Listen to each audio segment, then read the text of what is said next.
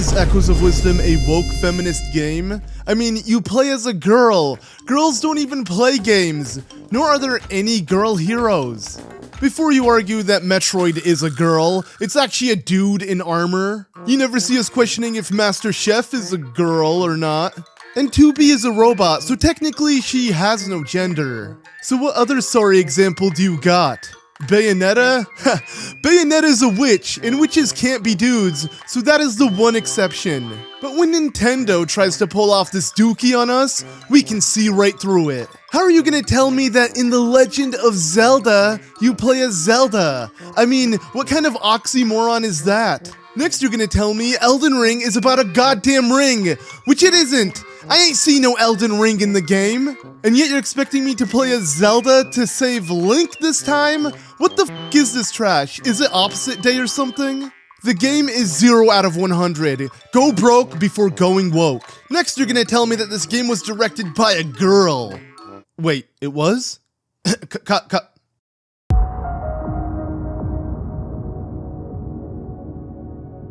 Okay, if you somehow managed to endure that intro without clicking away, then let's actually discuss this topic. Let's not pretend that Echoes of Wisdom doesn't have a stigma attached to it. This game is the first in the mainline series to feature Zelda as a playable character instead of Link. But the changes don't just end there. Nintendo seemingly overhauled the gameplay from the standard sword fighting mechanics the series is known for a more mage-like style, where you sit back and let your echoes do most of the work for you. Of course, you can still utilize classic sword fighting skills, but in much smaller doses, limiting your options and resources when it comes to combat.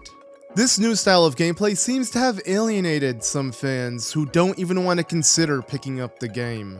So, has Nintendo sold out to wokeness?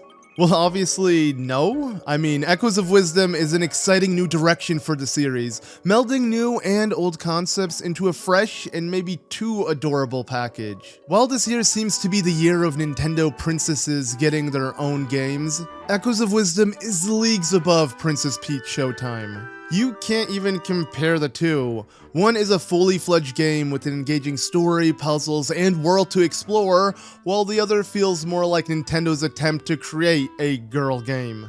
And it's even a shame that Echoes of Wisdom is lumped in a game like that, as they are nothing alike aside from the protagonist being a princess this time around.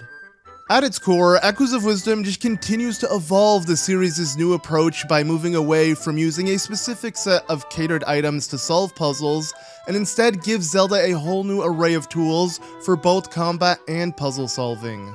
And this aligns with the new direction Nintendo has already been taking the Zelda series. Echoes of Wisdom is no different than Tears of the Kingdom in how you can solve things your way. And this just seems to be the new standard of puzzle solving in the Zelda series. So when you look at it that way, the series is just continuing to evolve the way it already has been. And while for some reason some people think it's sexist that Zelda can't do what Link does, that's simply not even true.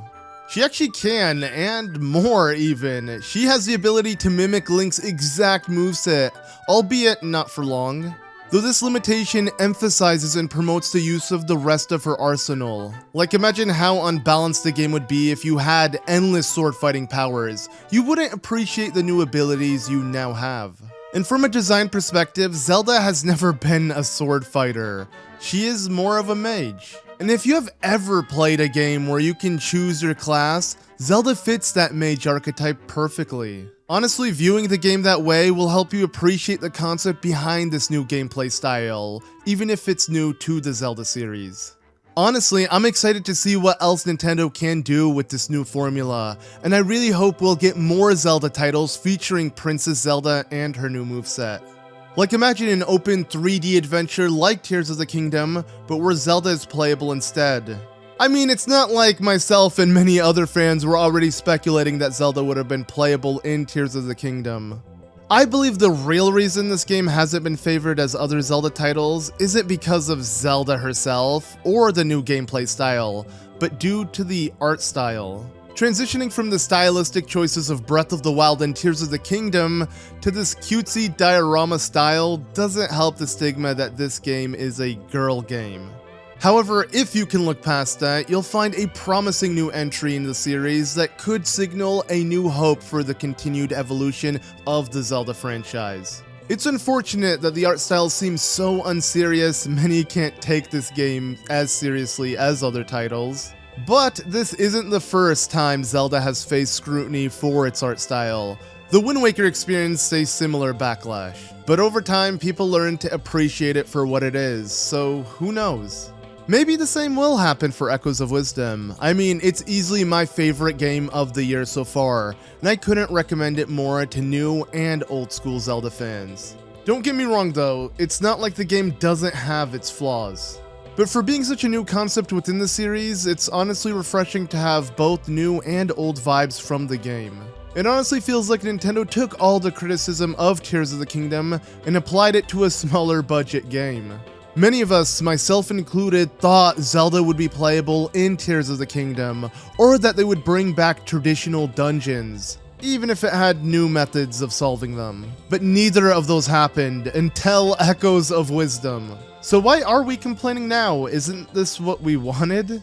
Well, like I said, I really believe it comes down to the game's art style and not the game itself. It's hard not to view it as a childish game because of the visuals alone.